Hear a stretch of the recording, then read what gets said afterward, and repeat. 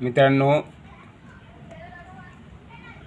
महाराष्ट्राचे लाडके उपमुख्यमंत्री अजितदादा पवार हे विमानाने बारामतीला जात असताना, प्रचाराला जात असताना बारामतीमध्ये विमान लँडिंग करताना त्यांचा अपघाती मृत्यू झाल्याची बातमी मी TV9ला बघितली आणि मन हेलावून गेलं. अत्यंत दुःख झालं. अजितदादा पवार हे राजकारणामध्ये सक्रिय होते. त्यांचा प्रशासनावर मजबूत पकड होती त्यांची आणि सर्व जाती धर्मांसोबत ते खूप अत्यंत मनमिळाऊपणे वागत होते. ते फुले शाहू आंबेडकरांचे पुरस्कर्ते होते. फुले शाहू आंबेडकर विचारधारेला ते मानायचे. ते धर्मनिरपेक्ष होते. भाजपासोबत राहूनसुद्धा त्यांनी कधीही हिंदू मुस्लिम केलं नाही. सर्व जाती धर्मांसोबत मिळून मिसळून वागत होते आणि म्हणून त्यांच्या जाण्याने महाराष्ट्राचं प्रचंड नुकसान झालेलं आहे. शिवसेना नेते संजय राऊत यांनी प्रतिक्रिया व्यक्त केल्या.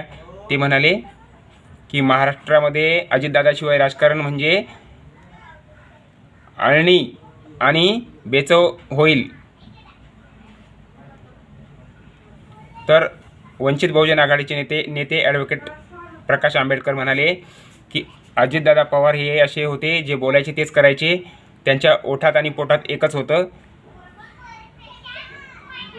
आणि म्हणून असा नेता हरपल्यामुळे महाराष्ट्राचं प्रचंड नुकसान झाल्याची प्रतिक्रिया वंचितचे नेते ॲडव्होकेट प्रकाश आंबेडकर यांनी सुद्धा दिली आहे. प्रियंका गांधी यांनी सुद्धा अजित पवार यांच्या निधनामुळे दुःख व्यक्त केलं आहे. तर तृणमूल काँग्रेसच्या नेत्या ममता बॅनर्जी म्हणाल्या, महाराष्ट्रामध्येच काय संपूर्ण देशामध्ये भाजपची सत्ता आल्यापासून या भारत देशामध्ये सामान्य नागरिक सुरक्षित नाही आहेत, नेते सुरक्षित नाही आहेत, उद्योगपती सुरक्षित नाही आहे, कोणीच सुरक्षित नाही. अशा प्रतिक्रिया ममता बॅनर्जी यांनी व्यक्त केल्या आहेत. तर संसदेमध्ये सुद्धा अजित पवार यांना श्रद्धांजली अर्पण करण्यात आली आहे. अजितदादा पवार हे पुरोगामी विचारांचे होते. प्रशासनावर त्यांची पकड घट्ट होती आणि ते राजकारणामध्ये सक्रिय होते. महाराष्ट्रामध्ये बारामती, पिंपरी चिंचवड इथे त्यांनी खूप विकास कामं केलेली आहेत. त्यांचं कार्य चांगलं होतं. सर्व जाती धर्मांसोबत मिळून मिसळून राहायचे. सर्व जाती धर्मांचे प्रश्न ते ऐकून घ्यायचे आणि सोडवण्याचा मनापासून प्रयत्न करायचे.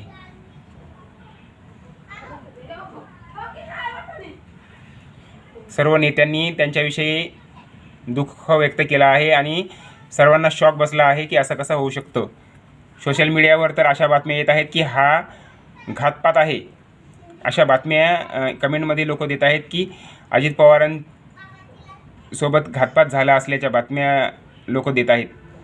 अजित पवार महाराष्ट्राचे लाडके उपमुख्यमंत्री अजितदादा पवार यांच्यासोबत घातपात झाल्याची शक्यता असली पाहिजे असं वाटतं. त्यांना असं वाटतं की त्यांच्या हत्येमागे कोणीतरी असेल. विमान अपघातामध्ये काहीतरी षडयंत्र शिजलं असेल असं वाटतंय आणि म्हणून अजित पवार यांच्या अपघाती निधनाची कसून चौकशी झाली पाहिजे अशी मागणीही काही नेते आणि कार्यकर्ते करत आहेत. कारण विश्वासच बसत नाही ना असं काही होईल म्हणून. त्यामुळे लोकांची मागणीही बरोबर आहे. कारण अजितदादा पवार हे सर्वांसोबत मनमिळाऊपणे वागायचे. सर्वांचे प्रश्न ऐकून घ्यायचे. ते सोडवण्याचा प्रयत्न करायचे. ते फुले शाहू आंबेडकरांचे चा वारसा पुढे चालवायचे आणि धर्मनिरपेक्षतावादी होते. त्यांनी भाजपासोबत राहूनसुद्धा फुले शाहू आंबेडकरांच्या विचारांचा प्रचार केलेला आहे, पुरस्कार केलेला आहे. धर्मनिरपेक्षता त्यांनी कधीच सोडलेली नाही.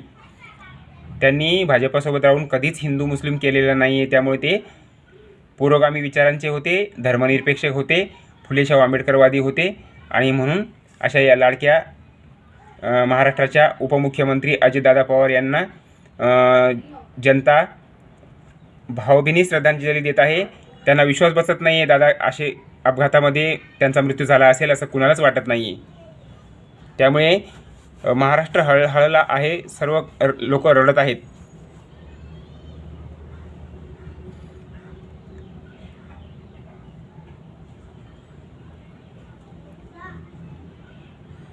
शिवसेना नेते संजय राऊत यांनी सुद्धा प्रतिक्रिया दिल्या की अजित पवारांशिवाय महाराष्ट्राचं राजकारण म्हणजे अळणी आणि बेचव झाल्याचे ते म्हणाले.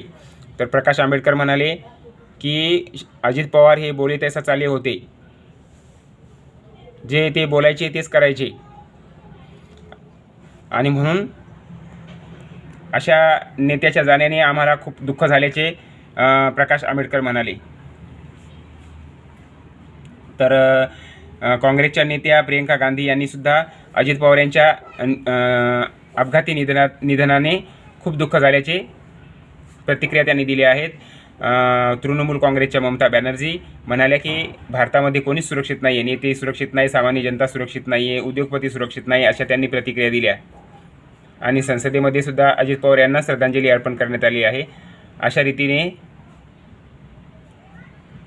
महाराष्ट्राचं कधीही नुकसान भरून निघणार नाही, एवढं मोठं नुकसान अजित पवार यांच्या जाण्याने झाले आहे. त्यांच्यासारखा तरुण तडफदार फुलेशाहू आंबेडकरवादी धर्मनिरपेक्षतावादी नेता हरपला असल्याच्या प्रतिक्रिया सोशल मीडियावर येत आहेत.